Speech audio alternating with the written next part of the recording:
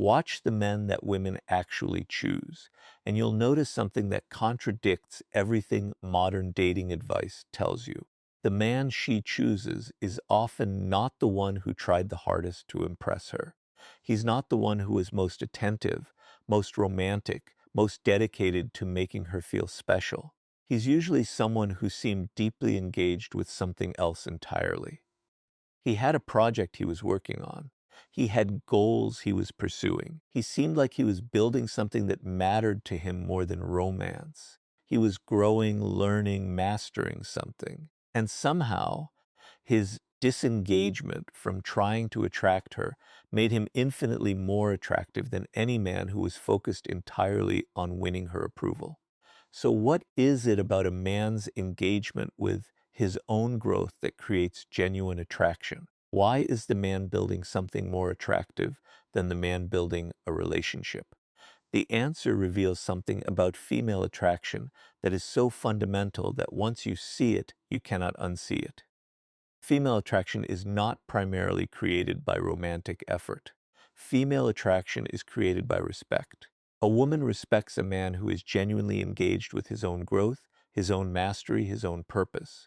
And respect, once present, transforms into attraction in ways that romantic effort never can. The man trying desperately to be attractive, trying desperately to romance her, trying desperately to prove his worth, is communicating something very specific through his effort.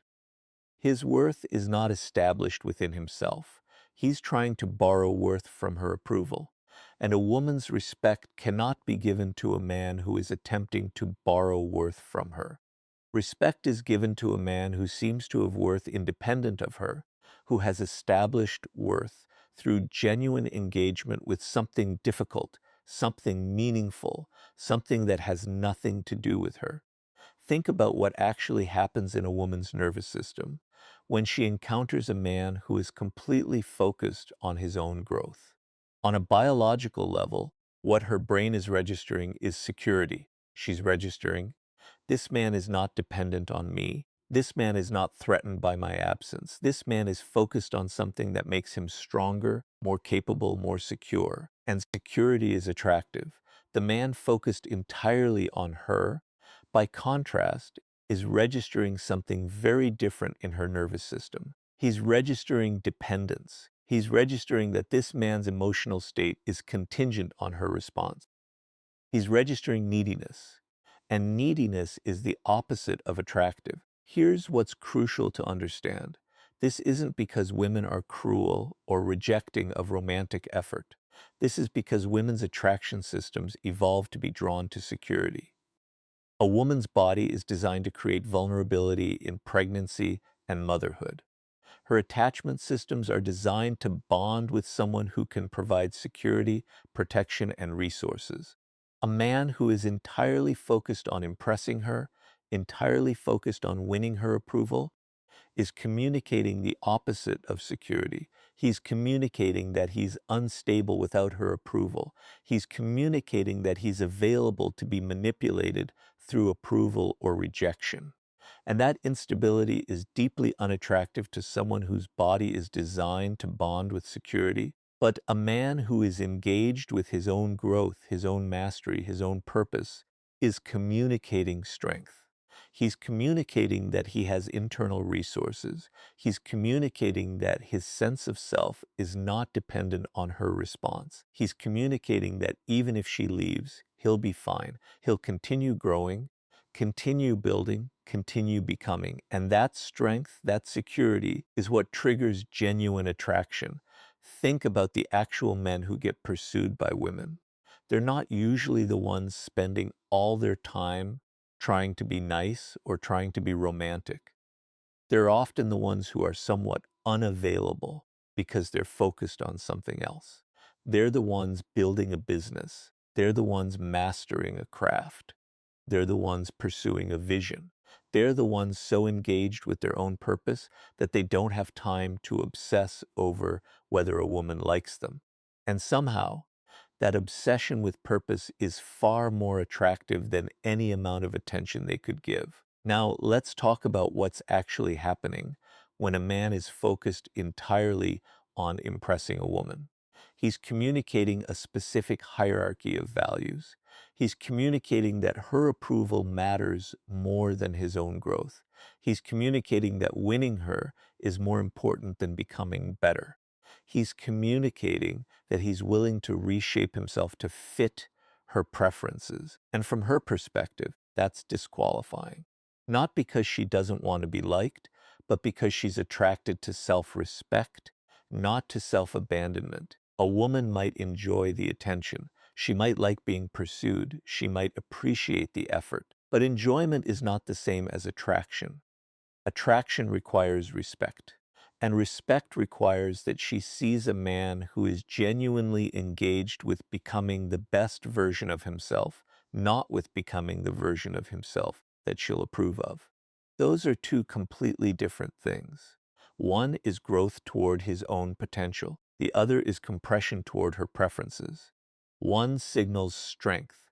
The other signals weakness. This is why some of the most attractive men, in terms of genuine attraction rather than surface interest, are men who seem almost indifferent to whether they're attractive. They're focused on their work. They're focused on their craft. They're focused on their growth. They have a vision they're pursuing that has nothing to do with romance. And because they're focused on something real, something difficult, something that requires them to constantly improve, they're constantly improving. They're stronger, they're more confident, they're more secure, they're more interesting. And all of those things are attractive. Compare this to a man who is focused on being attractive. He's reading books about pickup. He's learning techniques for conversation. He's studying what women want. He's doing everything he can to optimize himself for attractiveness. And what he's communicating, without meaning to, is that his growth is motivated by the desire to attract women, not by genuine commitment to becoming excellent. And that difference is visible. The genuine pursuit of excellence is attractive. The strategic pursuit of attractiveness is often transparent and repellent. Here's what's crucial. A woman can feel the difference between a man who is improving himself because he's genuinely engaged with becoming better and a man who is improving himself because he wants to be attractive. The first man is attractive. The second man is trying, and trying without genuine purpose behind it is not attractive. Think about the specific experiences women have. A woman is most attracted to a man when she's with him, and he's focused on something besides her. When he's explaining a project he's passionate about. When he's working through a challenge that matters to him. When he's thinking about how to solve a problem. When he's engaged with something that requires his full attention, and he's giving it his full attention. In those moments, he's not trying to be attractive.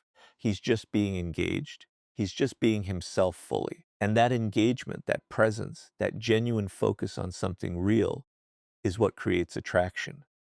Contrast this with a man who is trying to make her laugh, trying to impress her with stories, trying to demonstrate his value. He's divided. He's not fully present with his own thoughts and experiences. He's monitoring her reactions. He's calibrating his behavior. He's performing. And that performance, that divided attention, that lack of genuine presence is what kills attraction. This is also why confidence is attractive in men. Not the confidence that comes from being good at impressing women, but the confidence that comes from being genuinely good at something, from having mastered a skill, from having succeeded in a meaningful pursuit. That kind of confidence is real. It's grounded. It's attractive because it's based on actual accomplishment, not on performance. Here's something that will seem almost contradictory. The more a man focuses on being attractive to women, the less attractive he becomes. The more he focuses on his own growth and purpose, the more attractive he becomes. This is not because women like to be ignored. It's because women are attracted to men who have their own lives, their own purposes, their own reasons for becoming excellent that have nothing to do with romantic conquest. Think about the men who seem to have no trouble attracting women. They're usually men who are deeply engaged with something beyond romance. They're building something, they're learning something, they're mastering something, they're pursuing something that matters to them. And their engagement with that thing is complete enough that they're not constantly thinking about whether they're attractive. They're just genuinely present with their own lives.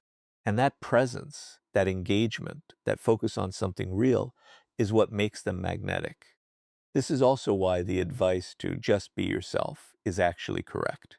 But men usually interpret it wrong. Be yourself doesn't mean relax and be lazy and not improve. It means be genuinely engaged with your own life, your own growth, your own purpose, without the layer of trying to be attractive on top of it. Be yourself fully, which means be genuinely present with your own work, your own challenges, your own aspirations, not as a strategy to be attractive, but just because that's who you are when you're not performing. Now, here's something that's important to acknowledge. This isn't about being aloof or unavailable or dismissive.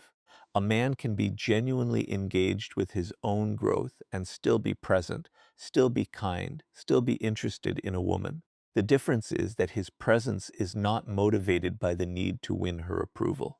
His interest is not strategic. His kindness is not a tactic. It's genuine. And that genuineness is attractive. The deepest paradox we're sitting with is this. The way to become more attractive to women is to become less focused on being attractive to women. The way to create genuine attraction is to pursue genuine growth for its own sake. The way to be irresistible is to have something in your life that matters more than romance. Not because you're trying to seem unavailable, but because you're genuinely engaged with something real. Think about what this actually means for how a man moves through his life. Instead of asking, how can I be more attractive? He's asking, what do I want to build? What do I want to master? What do I want to become?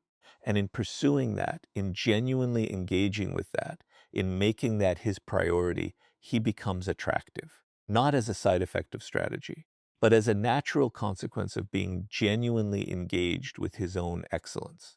So here's what should follow you. What are you genuinely building beyond romance? What are you actually working toward that has nothing to do with being attractive?